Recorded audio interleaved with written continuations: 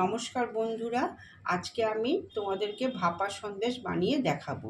তা আমি এখানে 1 লিটার দুধ নিয়েছি, 500 এরকম নিয়েছি। আর আমি প্যাকেটের দুধই ব্যবহার করছি। তোমরা ইচ্ছে করলে গরুর দুধও ব্যবহার করতে পারো। তা আমি এবার শুরু করছি, তোমরা দেখতে থাকো। এবার আমি দুধটা ঢেলে দিচ্ছি।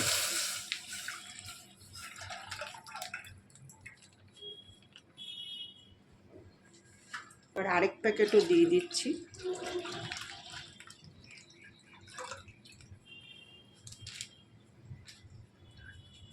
এবার একটু ভালো করে ফুটিয়ে নেব। দেখো দুধটা একদম ভালোভাবে ফুটে উঠেছে। এবার আমি লেবুটা চিপে রেখেছিলাম, সেই লেবুটা আমি দিয়ে দিচ্ছি ছানা হওয়ার জন্য। আমি এখানে লেবুর রস দিয়ে ছানাটা করলাম। তোমরা ইচ্ছে করলে ভিনিগারও ব্যবহার করতে পারো বা ছানা কাটার পাউডারও ব্যবহার করতে পারো। দেখো আমার ছানাটা হয়ে গেছে।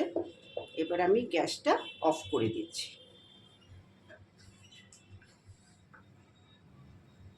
বন্ধুরা, আমি ছানাটাকে ছেঁকে নিয়েছি।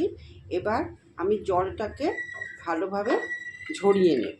তার জন্য এরকম করে ভালো করে চিপে নিচ্ছি যতটা সম্ভব।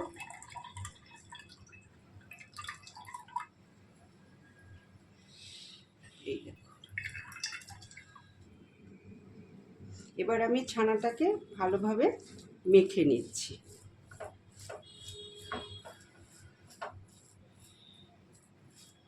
ভালো করে মেখে নিচ্ছি এগুলোকে, ছানাটাকে। এবার একে একে আমি দেব এলাচের গুঁড়ো। আমি এখানে 1 চামচ চিনি ব্যবহার করছি, যেহেতু ভাপার সন্দেশ বেশি মিষ্টি লাগে না। 1 চামচ চিনি ব্যবহার করছি। আর দিচ্ছি গুঁড়ো দুধ।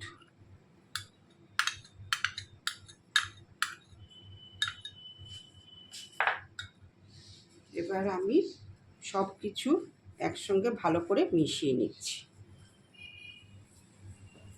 দেখো বন্ধুরা, খুব ভালোভাবে মাখাটা হয়ে গেছে। একদম মিহি করেই মাখতে হবে।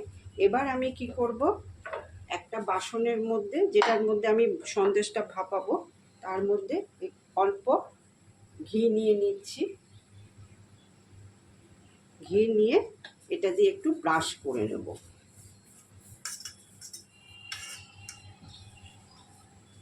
ভালোভাবে ব্রাশ করা হয়ে গেছে। এবার আমি এই ছানাটা ভালোভাবে এখানে মিশিয়ে নেব।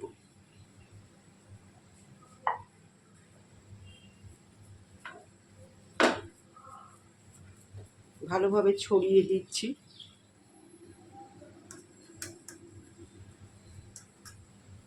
ভালোভাবে আমি সমান করে নিচ্ছি। দেখো এদিকে জল গরম হয়ে গেছে, আর উপরে আমি একটা স্ট্যান্ডও দিয়ে দিয়েছি। এবার এই পাত্রটা বসিয়ে দিলাম। বসিয়ে দিয়ে এটা দিয়ে ঢেকে দিচ্ছি।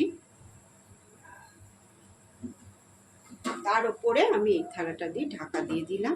এটা আমি মিডিয়াম ফ্লেমে রাখবো মিনিট 20 মতো।